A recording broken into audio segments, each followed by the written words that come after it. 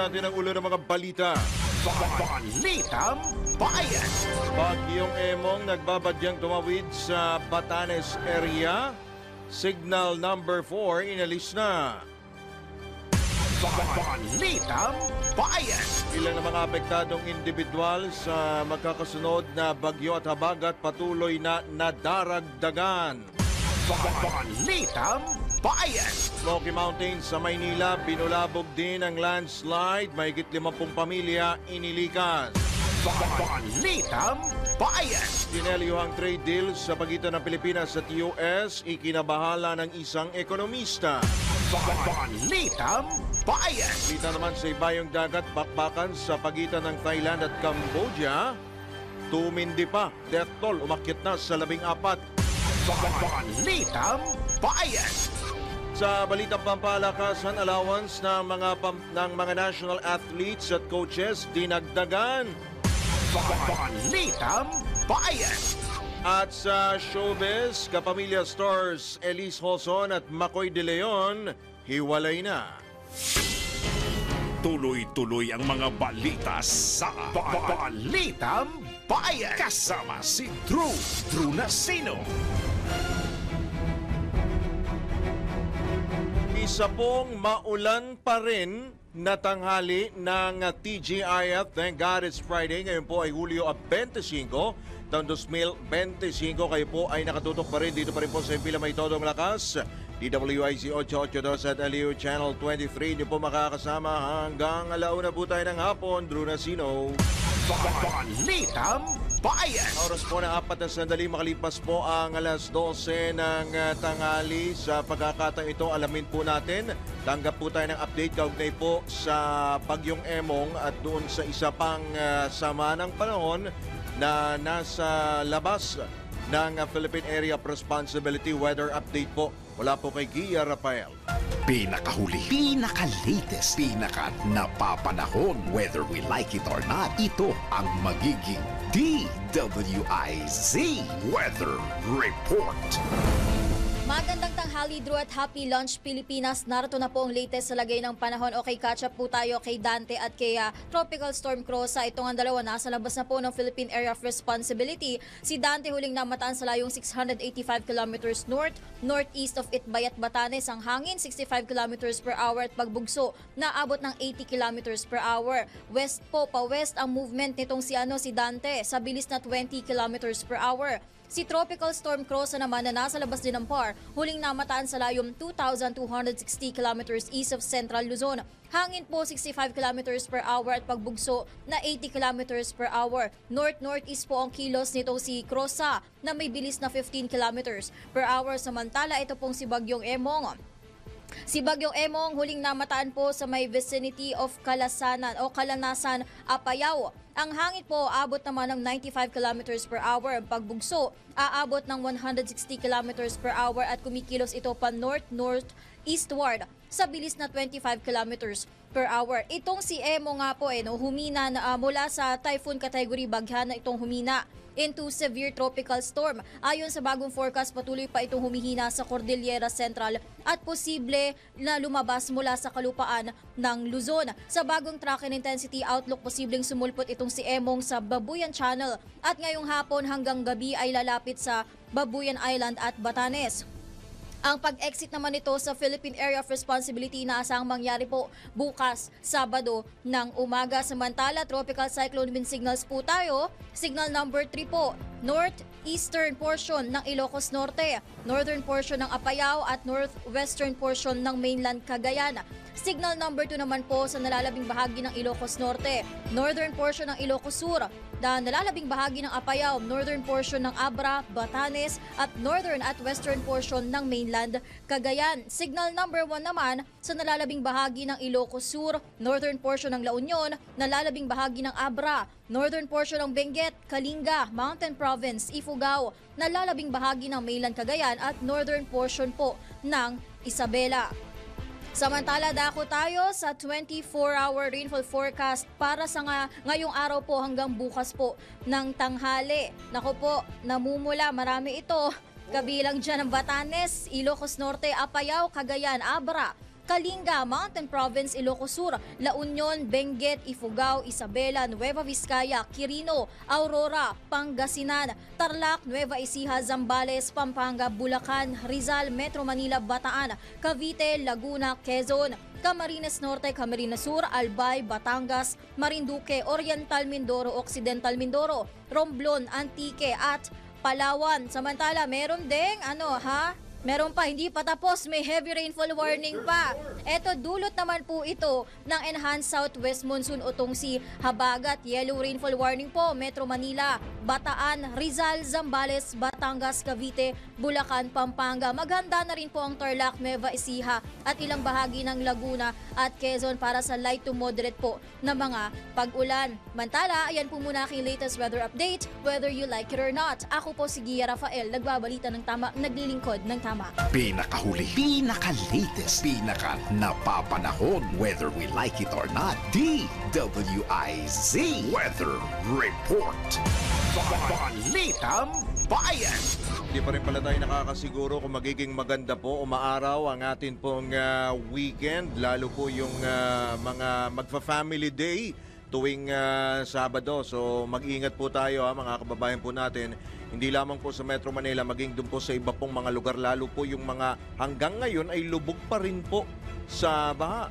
Partikular po dyan sa may bahagi po ng Bulacan. And speaking of calamity nga, umalo na sa 25 ang patay, bunsod ng bagyong Krising, Dante, Emong at Habagat. Magkakasunod po yan. Ayon sa National Disaster Risk Reduction and Management Council, siyam ang naitalang namatay sa Metro Manila. Tagtatlo mula Calabarzon, Western Visayas, Negros Island Region at Northern Mindanao. Tig-isa naman ang napaulat na nasawi sa Central Luzon, Mimaropa, Davao Region at Caraga. So pinakamarami Metro Manila. Samantala patuloy ang NDRRMC sa pakikipag-ugnayan sa mga LGU o sa mga lugar na apektado po ng kalamidad. Balitang Bayan. Kaya pa rin po niyan, bilang ng mga pamilyang apektado ng magkakasunod na bagyo at habagat patuloy sa pagtaas.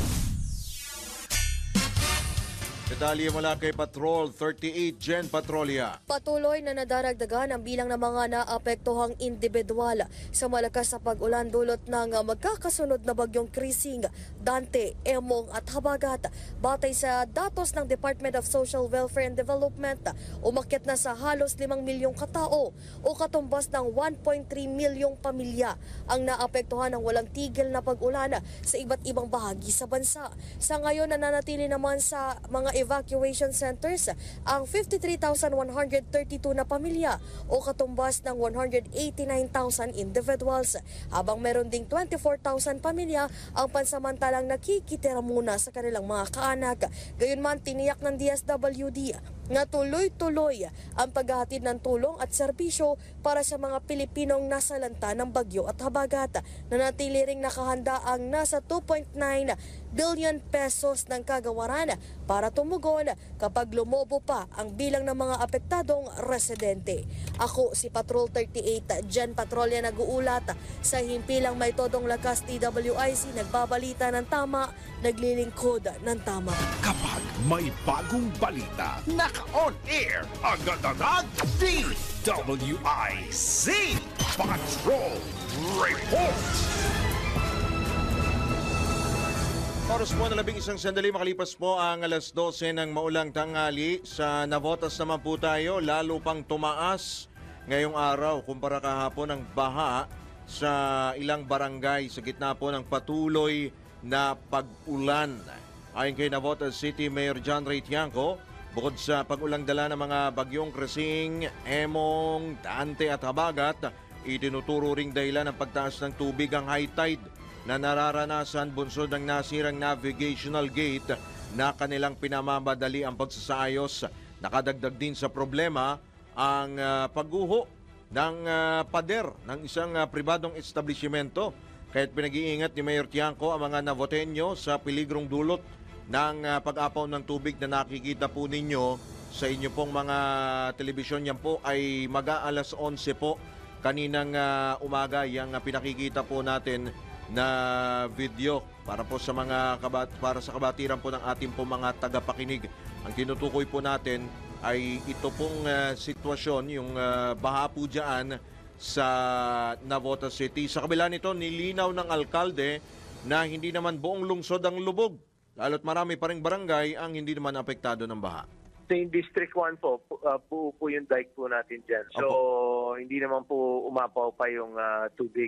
Yun yung binabantayan nga po natin. So 6 barangays out of 18. Sa ngayon, ang natitirang lubog ngayon ay yung barangay Tansa dahil mabago lumabas yung tubig at papasok na naman. Po, gaya kahapon, pagdating ng hapon, wala na rin po yung tubig dito sa majority ng natin, tuyo po. Unless umulan. Minado rin si Mayor Tiangco na kabilang sa kanilang problema ang mga drainage na nabarahan ng basura dahilan upang tumagal ang paghupa ng tubig, kaya't nananawagan siya sa mga residente na maging disiplinado sa pagtatapon ng basura. Isa pang problema po yun dahil mas mabilis sanang mawala yung tubig kung malinis yung drainage po natin at hindi sana masisira rin yung mga pumps natin kung clear po yan. Dahil pag may nahigo po silang mga basura ay masisira po yan. So isa rin po yan sa programa po natin yung disiplina sa pagtapon. At sa totoo, hindi naman lahat ng basura galing sa atin dahil paghabagat po, galing lalabas ng dagat po yan, paghabagat, balik lahat sa atin dahil mahaba yung linya natin ng Manila Bay po. Yan po ang tinig ni Navotas City Mayor John Ray Tiangco sa panayam ng DWIZ. Balitang Bayan! Sa pilitan namang inilikas ang nasa 54 na pamilyang naninirahan sa Smoky Mountains sa Maynila matapos ang landslide sa dalawang bahagi nito bunsod ng patuloy na pag-ulan. Ayon kay Kagawad Chito Carza ng Barangay 128, kanilang napagpasyan nilang magpatupad ng forced evacuation sa naturang lugar. Magunitang isinailalim sa state of calamity ang Maynila bunsod ng epekto ng bagyong Krising, Dante, Emong at Habagat. Balitang Bayan! Patay naman ang isang construction worker matapos matabunan ng gumuhong lupa sa Tagaytay City sa Cavite. Ayon sa Tagaytay City Disaster Risk Reduction and Management Office, naganap ang trahedya dakong alas 10 kaninang umaga habang nasa loob ng barracks ang 4 na construction worker. So meron pang mga nawawala. Sinasabing biglang gumuho ang lupa sa naturang lugar at natabunan ang mga construction worker at isa nga po ang nasawi habang 2 ang pinaghahanap. Samantala, sugatan naman ang isa pang manggagawa at ngayon ay nagpapagaling na sa ospital. Balitang Bayan! Nagbabangka na ang ilang residente sa Kalumpit, Bulacan dahil sa abot. Ito na, yung baha, abot dibdib na bahang dulot ng patuloy na pag-ulan. Kabilang sa apektado, ang mga residente ng Barangay San Miguel na bagaman sanay na sa baha, lumala naman ang kanilang sitwasyon dahil sa epekto ng habagat at serye ng mga bagyong nanalasa sa bansa. Sa barangay May Sulaw naman, abot liig na ang tubig kaya tanging bangka ang kanilang ginagamit na transportasyon. Ayon kay Kalumpit Mayor Lem Faustino, ito yung may iayuda. Nasa 43,000 pamilya ang apektado ng baha. Aminado naman ang alkalde na hindi nila mapilit ang ilang residente na lisanin ang kanilang mga bahay dahil tumatanggi ang mga ito na iwan ang kanilang mga alagang hayop. Samantala muling lumubog sa baha. Ito, akyat naman tayo. Ang bahagi ng sikat na strawberry farm sa La Trinidad, Benguet dahil sa bagyong Emong. Dakong alas 6 kaninang umaga nang umapaw at rumagasa ang tubig mula sa ilog sa gitna ng strawberry farm. Balitang Bayan!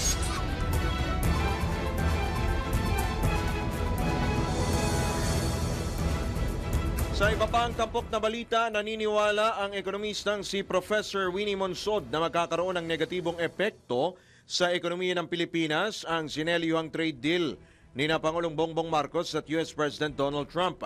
Partikular na tinukoy ni Monsod ang ibinabang taripa sa 19 mula sa dating 20% na ipapataw sa mga export ng Pilipinas na mataas pa rin naman kaya't dehado ang bansa. Binatikos din ni Professor Monsod ang kawalang kaalaman ni Trump sa ekonomiya kahit isa itong bilyonaryong negosyante at sa katunayan anya ay nagpapatupad lamang ito ng mga pulisiyang papabor sa kanyang mga negosyo sa halip na pakinabangan ng maraming Amerikano. The point is, what is the effect of this tariff on us? Alam niyo, bababa yung ating growth rate. Ang ginagawa ng ang mga patakaran ng United States, talagang hindi mo maintindihan. Talagang bobo yung si Trump na yan. Si President Trump, wala siyang alam tungkol sa ekonomiya. Wala siyang talagang alam. But in the United States, it's just Trump doing whatever he wants. And what he wants is always going to be good for the Trump industries, not for the United States. Nangangamba rin si Monsod na hilahin ang Estados Unidos ang ekonomiya ng Pilipinas pababa dahil sa alanganing kasunduan na pabor lamang sa Amerika. Definitely, our economy, because of that, and because we deal very much with the United States. The United States is the economy is not going to do very well, which means our economy is not going to do very well either. Ang po ang tinig ng ekonomistang si Professor Willie Monsod sa panayam ng DWIZ. Balitang Bayan. Sa pagkakataon ito, dako na po tayo sa ilang pa mga pag-uulat mula sa labas ng impilan. PSWD handang sumaklolo sa mga naapektuhan ng baha sa lungsod ng Maynila. Ang pag-ulat mula kay Patrol 5 ay Yupanco. Personal na binisita ni Department of Social Welfare and Development DSWD Secretary Rex Gatchalian si Manila City Mayor Isko Moreno para personal na ialok ang suporta ng ahensya at palakasin ang koordinasyon sa mga lokal na pinuno. Alinsunod sa direktiba ni Pangulong Ferdinand Bongbong Marcos Jr. na palakasin ang partnership sa pagitan ng pambansa at lokal na pamahalaan lalo na sa panahon ng mga sakuna. Bagamat hindi nagdala ng mga kagamitan tulad ng mga food packs sa pagbisita nito sa opisina ni Yorme, isinama naman ng kalihim si DSWD National Capital Region Director Michael Joseph Lorico na tiniyak ng makakaroon ng mabilis na aksyon kung sakaling kakailanganin ng anumang uri ng tulong ng Manila LGU sa pamamagitan ng koordinasyon ng Manila Department of Social Welfare na pinamumunuan naman ni Director J. Reyes de la Fuente. Pinasalamatan naman ni Yormisco ang ginawang pagsisikap ng DSWD sa pagtugon sa kalamidad. Samantala, binisita naman ngayong araw ni Secretary Gatchalian ang mga chopper ng Pasang Mazda, partikular na yung mga naapektuhan ng malakas na ulan o ditong pagbaha sa may Tayuman Street sa Maynila upang personal na mamahagi ng mga food box. Dahil sa malawakang pagbaha, maraming kalsada ang inimadaanan at apektado ang kabuhayan ng mga jeepney driver. Ito si Patrol number 5. Ayaw pa ako para sa implementado ng lakas. DWIC. Nagbabalita ng tama, naglilingkod ng tama. Balitang Bayan. AFP Civil Military Operations sumaklolo sa support relief efforts sa Pangasinan. Patrol 17 Jopel Peleño. Inasistihan ng Philippine Army 5th Civil Military Operations Battalion ang Office of Civil Defense Regional Office 1 sa pagsasagawa ng Humanitarian Assistance and Disaster Response o HADR operations. Kasunod ito ng nagpapatuloy na paghahatid ng mga relief goods sa Lingayen, Pangasinan. Aabot sa 46 boxes na mga food packs ang naihatid na sa lugar nitong nakalipas na July 23 na ipinamahagi sa mga naapektuhan ng sama ng panahon. Giit ng AFP, mananatili silang committed sa kanilang tungkulin na maihatid sa mga apektadong komunidad ang tulong na kinakailangan, katuwang ang iba pang tanggapan ng pamahalaan. Ito si Patrol 17 Chopel Peleño para sa impilang may todo lakas, DWIZ. Nagbabalita ng tama, naglilingkod ng tama. Balitang Bayan. Mga Manilenyo, pinaalalahanan sa sakit na leptospirosis, makarang makumpirma na 2 na ang namatay sa naturang sakit. Ang pag-ulat naman mula kay Patrol 24, Jun Samson. Muling nagbabala at nagpaalala sa publiko, partikular sa mga Manilenyo, ang Manila Health Department kaugnay sa nakamamatay na sakit na leptospirosis. Ang babala ay inilabas ni Dr. Grace Padilla matapos nitong kinumpirma na 2 lalaking nasa hustong gulang ang namatay ng dahil sa leptospirosis sa nasabing lungsod. Bagamat hindi na pinangalanan ang mga biktima, pero ang isa niya ay namatay sa Santa Ana Hospital at ang isa pa ay na-confine pero namatay din sa ospital ng Maynila. Gayunman ay nilinaw ni Dr. Padilla na nakuha o tinamaan na ng sakit ang 2 biktima bago pa man dumating o nagbuhos ng malalakas na ulan ang bagyong Krising. Sa paliwanag ni Dr. Padilla ay inabot ng 1 hanggang 2 linggo ang incubation period ng leptospirosis. Samantala kinumpirma naman na sa ngayon ay 5 ang kaso ng leptospirosis sa Santa Ana Hospital, 3 sa ospital ng Maynila at 3 naman sa Tondo Medical Center. Patrol 24, June Samson, para sa impilang may todong lakas, DWIG. Nagbabalita ng tama, naglilingkod ng tama. Balitang Bayan. SONA gagawing simple, pasisimplehin bilang pakikiisa sa mga nasalanta ng bagyo at habagat. Wala naman sa Kamara, Patrol 30, Jelly Mendez. Kinumpirma ni Iloilo Representative Janet Garien na gagawing mas simple ng Kongreso ang ika-4 na State of the Nation Address o SONA ni Pangulong Ferdinand Marcos Jr. Ito'y bilang tugon sa panawagan ni House Speaker at later Representative Martin Romualdez na dapat ay hindi na marangya at hindi dapat ituring na fashion show ng mga mambabatas ang SONA 2025. Para kay Garien, ang pinakamahalaga na may prioridad sa SONA ay ang serbisyo sa taong bayan. Matatanda ang kabilang sa mga pagbabago ang pagtanggal ng red carpet fanfare, paglimita sa mga bulaklak at dekorasyon at hindi pagkuha ng mamahaling catering. Anya wala na ring karagdagang gastusin na binili ang Kamara na gagamitin para lang sa SONA. Batay na rin sa nais ni Speaker Romualdez na lahat ng gastos ay dapat nakabatay sa tunay na pangangailangan ng publiko. Anya maging ang pagkain para sa mga dadalo ay simple at hindi magarbo.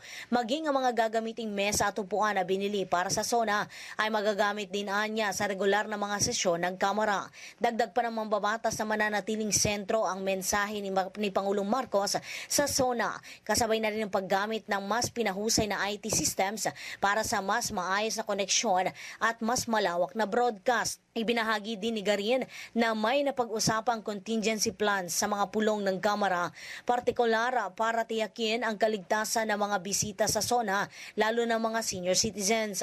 Umaasa naman ang Kongreso na magiging mapayapa ang pagdiriwang ng SONA 2025 na gaganapin sa Batasang Pambansa Complex sa Lunes, Hulyo 28. Ito si Patrol 30. Jelly Mendez nag-uulat para sa impilang may todong lakas sa DWIZ. Nagbabalita ng tama, naglilingkod ng tama. Tala PCSO nagsagawa ng relief operations sa Taytay, Rizal. Alamin po natin ang special report mula kay Angelo Baino. Nagsagawa ng relief operations ang Philippine Charity Sweepstakes Office sa Barangay San Juan, Taytay, Rizal sa pangunguna ni PCSO Director Janet De Leon Mercado na mahagi ang ahensya ng mga charitimba sa mga residenteng naapektuhan ng matinding pagbaha dulot ng habagat na pinalala ni Bagyong Krising. Ang aktibidad ay bahagi ng corporate social responsibility ng PCSO at tugon sa direktiba ni Pangulong Ferdinand Marcos Jr. na agad maghatid ng tulong sa mga nasalanta. Yan ang PCSO, hindi umuurong sa pagtulong. Angelo Baino, nagbabalita ng tama, naglilingkod ng tama. Balitang Bayan. At alam niyo po ba na ang katumbas po ng bawat taya po ninyo sa Philippine Charity Sweepstakes Office o PCSO ay kawang gawa? Sa bawat ticket po ninyo, sigurado tiyak may natutulungan o matutulungan po tayong mga kapwa po nating Pinoy sa kanila pong pangangailangan medikal, lalo po yung may mga malubhang karamdaman at syempre yung mga isa sa ilalim din po sa operasyon. Dahil sa PCSO, basta kawang gawa at pagtulong, hindi kanila uurungan. Kaya palaging tandaan, ang bawat taya may kawang gawa. Balitang Bayan! Balik po ang Balitang Bayan makalipas na may mga paalala oras. 27 sandali makalipas po ang alas 12. Oras po nagrap ng alas 12:30 na po ng tanghali sa ikalawang sigwada po ng mga tumatambay na balita. Muling sinuspindi ng Metropolitan Manila Development Authority at Makati City ang number coding scheme ngayong araw dahil sa patuloy na nararanasang pag-ulan sa Metro Manila. Kaugnay nito, patuloy pa rin pinag-iingat ang MMDA at Makati LGU ang mga motorista sa gitna ng maulang panahon at regular ding pinag-aantabay ang publiko sa anumang balita hinggil sa panahon at mga flood reports para po makaiwas sa abala. Pinaalalanan din ng LGU ang sino mang nangangailangan ng tulong na tumawag lamang sa kanilang emergency response number na Swerteng-Swerte 168. Balitang Bayan! Sa pagkakataon ito, tanggap pa tayo ng ilang pang mga balita. Pabonggahan, pagrampa sa red carpet ng mga senador sa pagbubukas ng sesyon sa Lunes, hindi na isasagawa. Alamin po natin ang kabuuan ng report. Nagbabalik si Patrol 19, Zelly Ortega Bueno. Wala ng red carpet sa pagbubukas ng first regular session ng 20th Congress sa Senado sa Lunes, July 28. Ito iniyag ngayon ni Senate President Chis Escudero. Ngayon man, tiniyak ni Escudero na magkakaroon ng access at oportunidad ang mga miyembro ng media para magampanan ang kanilang trabaho na i-cover pagbubukas ng session. Matanda na sa nakalipas na mga taon, karaniwang may red carpet sa Senado kung saan ay rumarampa ang mga senador kasama ang kanilang esposo o esposa kung saan ay kinukunan sila ng litrato para sa kanilang mga kasuotan.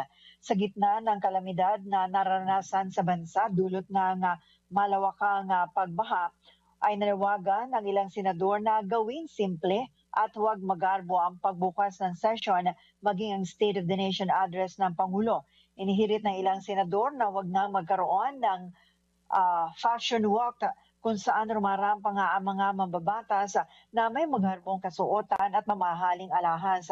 O narito sinabi ni Senator Mig Subiri, dapat huwag silang maging manhid sa kalagayan ng mga napinsala ng malawakang pagbaha. Sinabi rin ni Senator J.V. Ejercito at Senator Lauren Ligada na hindi dapat maging magarbo ang SONA, sa halip ay pag-isahin nilang pare-pareho ang dapat o pag-isipan nila kung ano ang maaaring itugon sa tunay na kalagayan ng bansa, lalo na ang kalagayan ng mga nasalanta ng kalamidad. Ito sa Patrol 19, Celly Ortega Bueno, para sa Impila Metodong Lakas sa DWIC. Nagbabalita ng tama, naglilingkod ng tama. Balitang Bayan! Malawakang pagbaha, dulot anya ng korupsyon sa flood control projects ayon sa Simbahang Katolika. Kapang report mula kay Patrol 24, Jun Samson. Pinunas o binatikos ng isang mataas opisyal ng Catholic Bishops' Conference of the Philippines ang aniyay malalang korupsyon sa flood control projects ng pamahalaan. Sinabi ni Caloocan Bishop Pablo Virgilio Cardinal David na ang patuloy na katiwalian sa kabanang bayan ang nagdudulot ng pagdurusa sa mga mamamayan. Naniniwala si Cardinal David na Pangulo ng CBCP na hindi sana nangyari o naiwasan sana ang malawakang pagbaha na nararanasan sa Metro Manila at mga karatig lugar kung hindi napunta sa korupsyon ang pondo. Pinuna rin ni Cardinal David ang substandard flood control projects ng pamahalaan, lalo na sa Malabon at Navotas na kapwa na sasakop ng Diocese ng Caloocan na muling nalubog sa baha ang mga komunidad at maging ang mga simbahan. Iginiit ng Cardinal, higit na pinapalala ng katiwalian sa pamahalaan ang masamang epekto ng climate change na nagdudulot ng mas malalakas na bagyo sa kasalukuyang panahon. Masama na nga anya ang climate change, pinasama pa ito ng korupsyon habang pag-aaksaya lamang ng pondo ng pamahalaan ang substandard flood control projects. Sa kabilaan niya ng bilyong pisong halaga ng mga flood control project sa bansa, partikular sa Metro Manila, ay wala pa ring pagbabago ang sitwasyon sa bansa sa tuwing mayroong sama ng panahon. Sa huli ay iginiit ni Cardinal David na dapat ay kasama sa flood control projects ang corruption control. Patrol 24, June Samson, para sa himpilang may todong lakas. DWIZ, nagbabalita ng tama, naglilingkod ng tama. Balitang Bayan! Nag-control pero wala pong control. Yan. Kinontrol po ang pagbaha, subalit hindi naman po na-control ang korupsyon. And speaking of flood control investigation sa flood control program ng pamahalaan, bubusisiin sa Senado ni Senador Bam Aquino. Ulat-latin po natin ang pag-uulat na yan mula kay Patrol 19, Zelly Ortega Bueno. Isusulong ni Senator Bam Aquino ang malalimang investigasyon ng Senado sa flood control program ng pamahalaan. Ito matapos ang malawakang pagbaha sa iba't ibang panig ng bansa dulot ng ilang araw na tuloy-tuloy na pagbuhos ng ulan. Ayon kay Aquino, kailangang mabusisi ng Senado para malaman kung epektibo ba ang hakbang ng pamahalaan kontra baha dahil bakit patuloy pa rin ang lumalalang problema sa baha sa kabila ng bilyong-bilyong pondo na inilalaan para masolusyonan ito.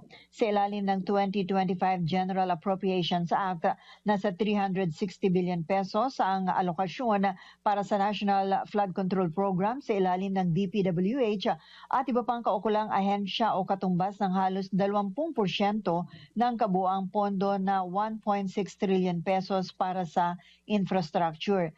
Giit ni Aquino, mabuting malaman kung effective ang flood control program o projects o baka nagsasayang lamang ng pera at napupunta sa wala ito'y mula pa naman sa buwis ng taong bayan. Binigyan din ng senador na mahalagang matiyak na tama at epektibo ang paggamit ng pondo ng bayan at protektado ang mga komunidad laban sa lumalalang epekto ng climate change. Ito sa Patrol 19, Celly Ortega Bueno, para sa impilang metodong lakas sa DWIC. Nagbabalita ng tama, naglilingkod ng tama. Kapag may bagong balita, Naka-on air, agad-agad, DWIC Patrol Report! At okay pa rin po sa baha, nanawagan naman ang pamahalang lungsod ng Malabon sa mga residente na mag-ingat laban sa leptospirosis, dengue at iba pang waterborne diseases. Pati sa kagat siyempre ng lamok May po ng patuloy na pag-ulan at pagbaha bunsod ng habagat at ng mga magkakasunod na bagyo. Ayon kay Mayor Jeannie Sandoval ng Malabon, dapat mag-ingat at isaalang-alang ang kalusugan lalo na ngayong tag-ulan. Handaan niya ang LGU na tumulong pero mas mainam pa rin na maiwasan ang pagkakasakit. Kaya't ang payo po, of course, hindi naman lang payo lang ito, payo rin ito ng mga doktor. Prevention is better than cure, ika nga. Kaya't dapat pong panatilihin ang kalinisan at kalusugan sa kapaligiran. Ipinalawanag din ng City Health Department na ang leptospirosis ay nakukuha po sa baha na kontaminado po ng ihi po, hindi lamang ng daga, pasintabi po, kundi iba't iba pong mga hayop. At mas delikado ito sa mga tao pong may sugat po sa paa. Namahagi naman ang LGU ng doxycycline bilang prophylaxis sa mga taong na-expose sa baha o mga lumusong po sa baha, mga naligo. Samantala, pinaalalahanan ng City Health Department ang publiko sa panganib na dala naman ng dengue. At bilang tugon, ipinatupad na ng lungsod ang Dengue 4S strategy. Yan po yung search and destroy, self-protection, seek early consultation at support, fogging at misting. Pinalakas din ng Malabon ang surveillance, case mapping at information campaign sa komunidad at social media habang namimigay o namamahagi sila ng larvicides at insecticides sa mga bahay at regular ang cleanup drive sa barangay. Kabilang po ang Malabon sa mga lugar na nasa ilalim po ng state of calamity. Balitang Bayan. Speaking of baha pa rin, dako naman tayo sa probinsya. Halos kalahating milyong individual sa Pampanga apektado rin ng pagbaha. Ang pag-uulat mula kay Johnny Gole. Yes, sa lalawigan ng Pampanga, iniulat itong Office of the Civil Defense o OCD Central Luzon. Umaabot na sa 142,558 families o katumbas ito ng 474,935 persons ang apektado ng baha nitong dala nitong habagat at bagyo na dumaan nga dito sa gitnang Luzon. Sa nasabing bilang ayon dito sa ahensya na sa 616 families o katumbas pa ito ng 2,020 individual ang kasalukuyang naninirahan sa iba't ibang mga evacuation centers. Karamihan sa mga apektadong pamilya ayon dito sa ulat ng Regional Disaster Risk Reduction and Management Office Region 3 ay nagtamo ng severe at minor damages ng kanilang mga tahanan. Kabilang sa mga bayan na naapektuhan ng kalamidad ay itong Guagua, Lubao, Masantol, Macabebe, San Luis, Candaba, Minalin, Arayat, City of San Fernando, Apalit, Sasmuan, Santa Rita, Mexico, Florida Blanca, Santo Tomas, San Simon, Magalang, Bacolora, at itong bayan ng Purak. Tanging ang mga syudad ng Mabalacat at Angeles dito sa Pampanga hindi ganong binaha dahil agad itong humupa pagkatapos lamang ng ulan. Sa kasalukuyan, walang natatanggap na ulat itong OCD Region 3 na merong nasawi dahil sa kalamidad. Sa kabuang ulat ng ahensya, ang mga lalawigan sa Central Luzon na grabing napinsala nitong nagdaang kalamidad at habagat ay itong lalawigan ng Aurora, Pampanga, Bataan, Bulacan, Nueva Ecija, Tarlac at Zambales. 40 lansangan ng barangay, municipal at provincial road mula sa Pampanga, Bataan, Bulacan, Nueva Ecija at Zambales at Tarlac ang hindi madaanan ng mga sasakyan. Samantala, inuulat naman itong DPWH Region 3 ilang national roads dito sa Candaba, Baliwag National Road at Florida Blanca, Guagua National Highway ang kanilang isinara pasamantala dahil sa nakitaan ito ng malaking sira. Bagamat puspusa naman ang ginagawa nilang rehabilitasyon upang mabuksan agad ito sa trapiko. Magkatulong naman itong DPWH Region 3 at National Irrigation Administration Region 3 sa pagkumpunis do sa bumigay na flood control dike sa Florida Blanca, Pampanga sa kasagsagaan ng kalamidad. So yan update, buhat ito sa gitna Luzon. Ito si Johnny Gole, Central Luzon Patrola. Nag-ulat, simple lang ito lakas DWIC, nagbabalita ng tama, naglilingkod ng tama. Balitang Bayan. At meron din pong nasirang dike dyan po sa may Lubao, Pampanga. At yan po ay bunsod din po ng patuloy po na pag-ulan, dulot po ng habagat at nito pong magkakasunod po na bagyo. Ang Pampanga po ay ang may tuturing po natin na pinaka-flood-prone province sa buong Pilipinas. Yan tunay naman po at nararanasan at nararamdaman ng atin pong mga kababayan, mga kapampangan po dyan, na yung pagbaha po na yan ay tila baga parang wala nang katapusan eh. Yan pong pagbaha sa Pampanga. So tayo po ay nakikisimpatya din po sa ating mga kababayan dyan po sa Pampanga. Talaga namang damay-damay ho tayo pagdating po sa baha dahil yung mga tubig po na yan napupunta ho doon sa ibang lugar. Dadaloy ho sa pamagitan po ng ilog, mga estero, mapupunta sa Bulacan, mapupunta sa Metro Manila, mapupunta sa iyan. Kaya nagsanga-sanga na po ang ating pong problema. Pero tayo po ay nananawagan sa ating mga kababayan, sa ating mga katodos, mag-ingat po tayo. Ugaliin po natin na mag-ingat, lalo po yung mga lumulusong po sa baha. Kagaya mo, Wener. Kagaya natin na pag sinabing, isaman natin si John Ibanez, na pag sinabing hanggang dibdib ho ang baha, wag po tayong pakakasiguro. Hindi po natin nakatitiyak kung yan po ba ay dibdib po ni Yao Ming o dibdib po ni Conrad Banal. Iingat ho kayo. Taga Bulacan nga pala, si Senyor Ray Pacheco. Kaya Senyor Ray, mag-iingat ka rin yan, mga kababayan po natin sa Bulacan. Usually, si Chelo sa Apalit naman ito. Oo, ingat po kayo mga kababayan po natin. Namamangka na ho sila yung ating mga kababayan po dyan sa may banda pong Kalumpit. O siya, sige tayo po muna ay magbabalik makalipas lamang po ilang mga paalala oras po natin. Director Winier, 15 minuto bago sumapit ang ganap na alauna. Balitaan, pinamamadali na ni Senador Sherwin Gatchalian ang assessment at repairs na mga nasirang silid-aralan bunsod na malawakang pagbaha dahil sa ilang araw na pag-ulan.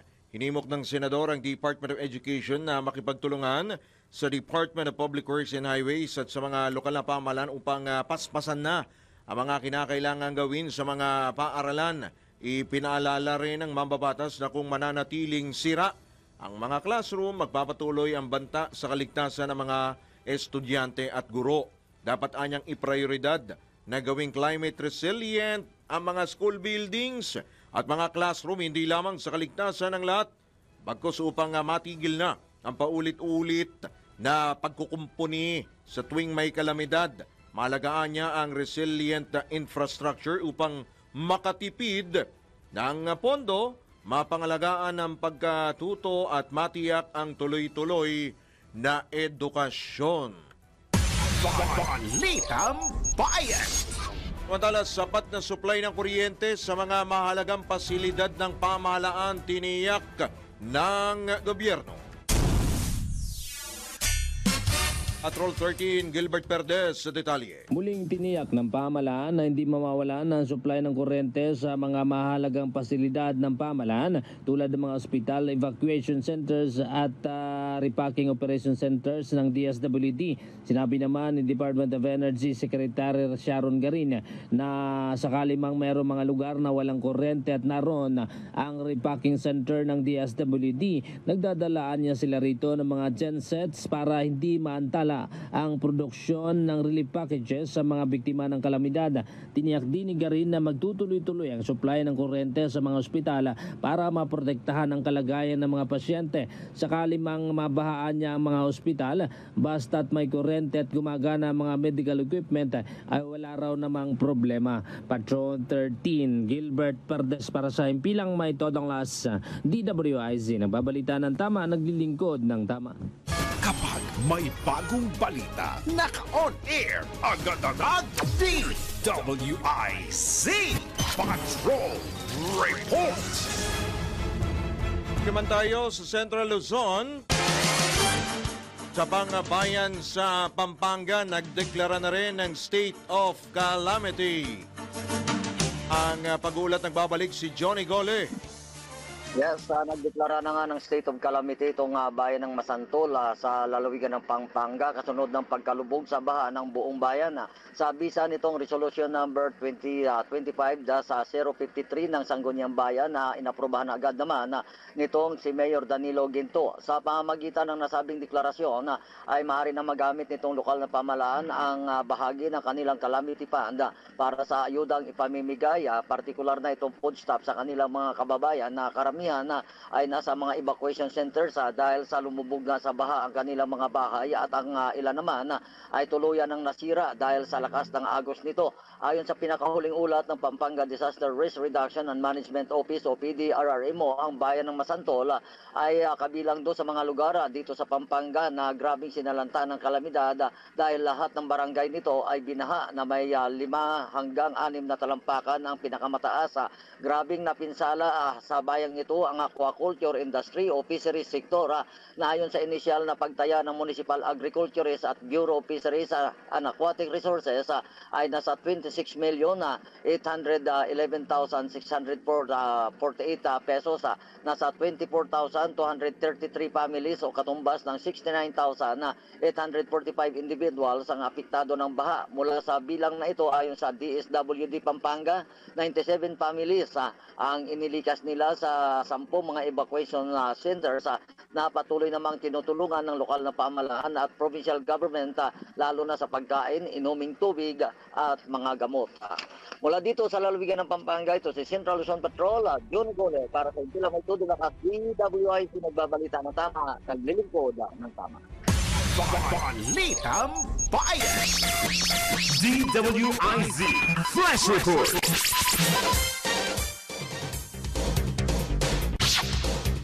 Bukod po dyan sa bayan ng Masantol, isinailalim na rin po sa state of calamity ang buong lalawigan po ng Rizal.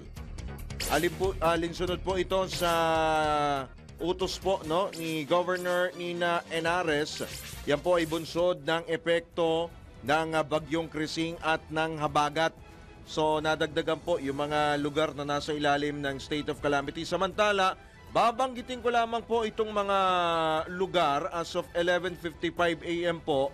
Batay po ito sa datos ng MMDA flood alert po tayo Baha po. Opo, nakararanas po ng baha ang ilang lugar sa Metro Manila, gaya po dyan sa Kangkalu, sa Caloocan City po, sa bahagi po ng A. Mabini Street.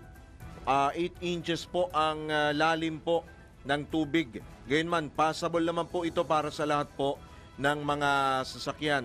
Pero mag-iingat pa rin po tayo. And of course, Malabon City, ang Rizal Avenue Extension, malapit po ito sa Malabon City Hall. Hindi ko alam kung hanggang saan, bewang ito. Siguro naman, kung bewang ni Senyor Ray Pacheco, kaya pa. Oo. Hanggang bewang po ang tubig, pero hindi po makadadaan ang anumang uri po ng sasakyan. Ganon din po sa Governor Pascual Avenue, MH Del Pilar eastbound, westbound, 8 inches po ang taas po ng tubig. Pero pwede pong daanan ng lahat po ng mga sasakyan. Sa Mandaluyong o EDSA Shaw Tunnel northbound, gutter deep naman po ang tubig at makakadaan naman po ang lahat ng uri ng sasakyan. Sa may bahagi naman po ng Navotas, Road 10, kanto po ng C3, passable to all types of vehicle, 8 inches po ang taas po ng tubig. Eto medyo mataas-taas po ito. Sa M. Naval, kanto po ng Santiago, sa Navotas pa rin po ito, lampas ng tuhod po, lampas ng binte, bahagi na rin po ng tuhod, ang taas po ng tubig at hindi po madaanan ng lahat po ng uri ng sasakyan. Dako naman po tayo sa lungsod po ng Maynila, sa bahagi po ng Rojas Boulevard, Pedro Hill hanggang Emerald northbound, gutter deep po ang tubig. Sa may Taft Avenue naman po, ganun din po, gutter deep.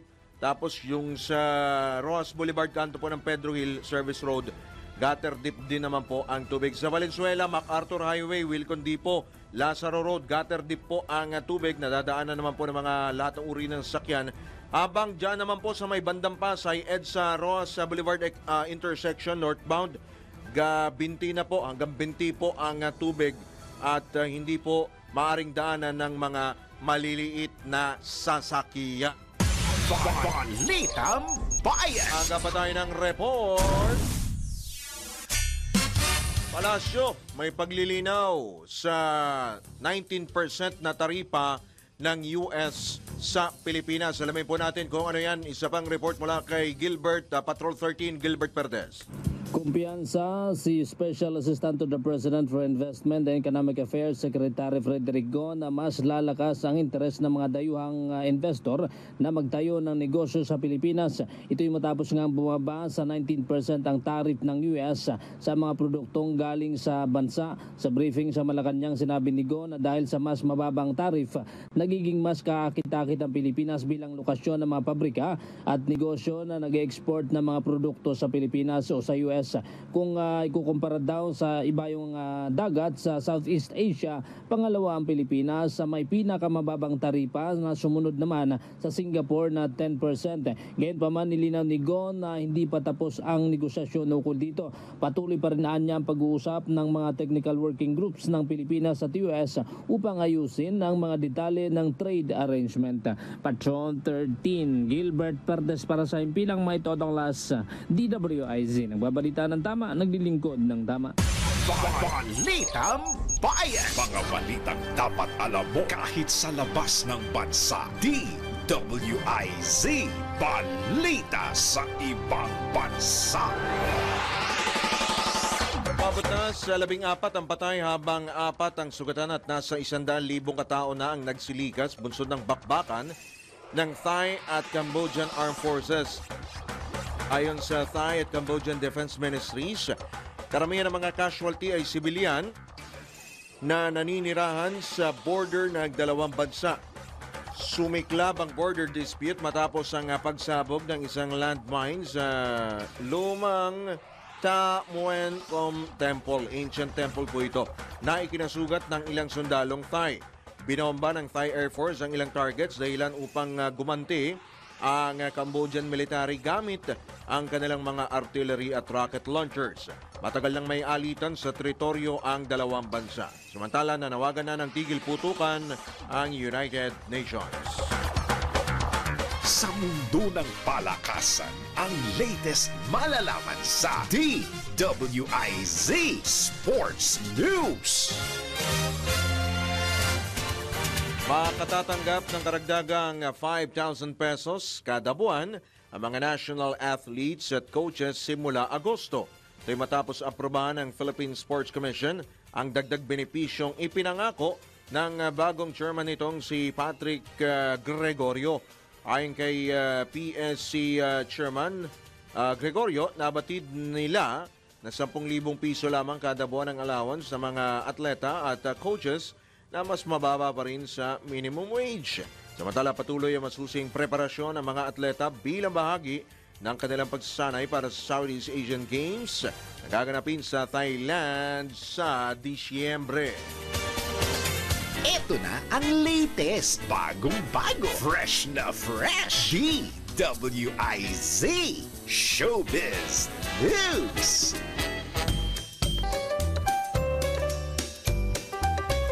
Inuldukan na nina Elise Hoson at Makoy De Leon ang kanilang 5 taong relasyon. Ito ang inamin ng dalawang kapamilya stars sa kanilang inilabas na joint statement. Ayon kay Elise, pangarap niya magkaroon ng sariling pamilya at sa kanilang pagsasama ni Makoy, pareho nilang kinapitan at pinanaligan ang pangarap na ito.